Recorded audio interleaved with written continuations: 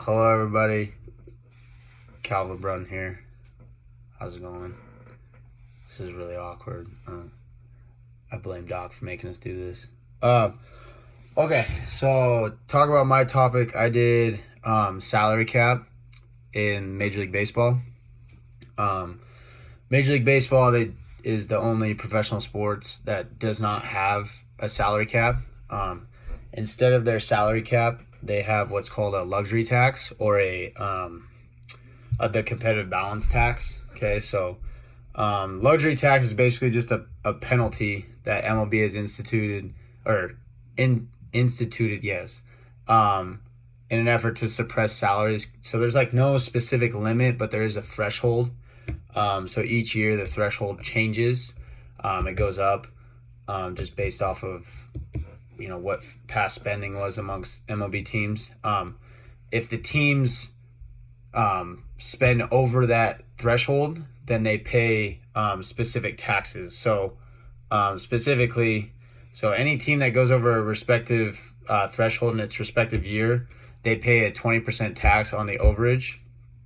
That 20% figure only applies to the first time a team exceeds that cap. If they pass in a second consecutive year, then that tax goes up to 30%. And then if they go on over it for like a third consecutive year or a third year, they pay a 50% tax. So it goes up if you do it like each year. And then after that, tax only resets if a team spends a full season under the luxury tax ceiling. So if they stay under that threshold, then it resets. So that's kind of like just the specifics of how the luxury tax works. There's also like penalties on like their future draft status or their future draft, like what they can do in the next year's draft, in the amateur draft. And they can also have a surtax, just an additional tax on something that's already taxed. I'm sure you guys already know that. So if an MLB team exceeds the cap by between the range of 20 to 40 million, they have to pay a surtax of 12%. So not only is there a penalty for going over it, but there's also a penalty of how much you go over. So you can get additionally taxed. If they spend over 40 million, then it extends to 42.5% tax. And if they do it again that following year, then it just goes up to 45%. So teams that also go over the cap by 40 million, they also, like I said, they face consequences in the amateur draft. A team that hits the 40 million mark gets its first round draft pick lowered by 10 spots the next season. If that pick is in the top 6, then they just go to the second round selection and they lower it by 10 spots. So there's also not only financial negatives to it, but it also affects like their future drafting of amateur players. That luxury tax was implemented in 2003. Right from in the beginning, there wasn't as much of an effect on it. Like teams were staying under it.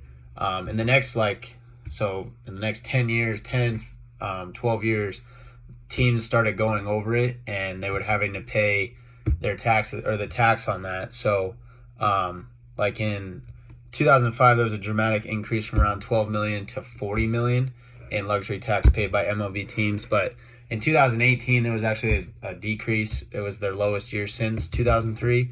Only 2 teams had to pay the luxury tax. The New York Yankees and the Los Angeles Dodgers, since 2011, have paid a tax each and every year.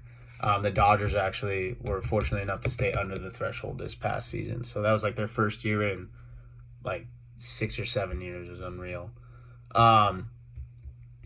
With that, there's obviously some disagreements with not having a salary cap, because then there's a big division between the high payroll teams and then the low payroll teams. So you look at the New York Yankees and the Boston Red Sox, Los Angeles Dodgers, they all have high payrolls. And then you look at teams like the Tampa Bay Rays, Oakland Athletics, even the Houston Astros don't have as high of a payroll, or at least they didn't when they won the World Series. But you look at the gap, and there's a huge, people say, well, baseball is going to get boring because there's a big gap in between the high payroll teams and the low payroll teams. Like the high payroll teams are the only ones winning, low payroll teams aren't.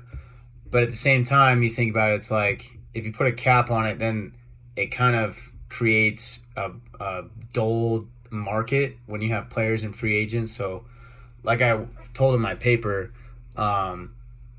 with a luxury tax, there's no cap. There's no specific cap on how much money you can spend, but there are penalties if you spend over it. So it's just a chance you take.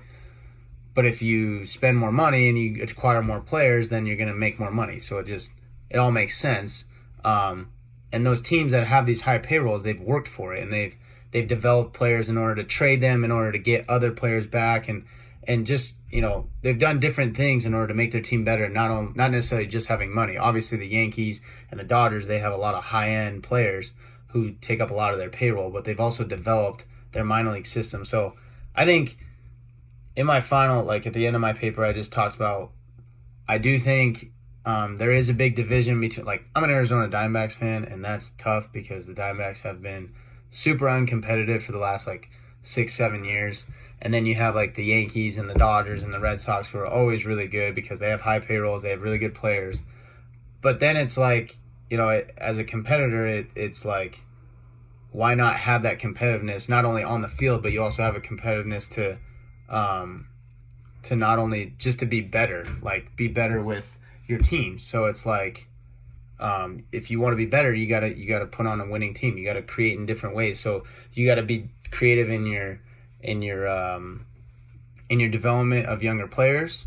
You gotta work hard at developing them and drafting the right players in order to make them successful in the future, and that can help you make more money and just help your team overall. So that's my take on salary cap and luxury tax. If I could have it my way, I would still keep it with a luxury tax. I think that is, some people may say that's not fair, but it also creates competitiveness within owners and general managers to find different ways and be creative in order to be successful and to possibly have a higher payroll and be able to spend money on higher end players. So that's my take.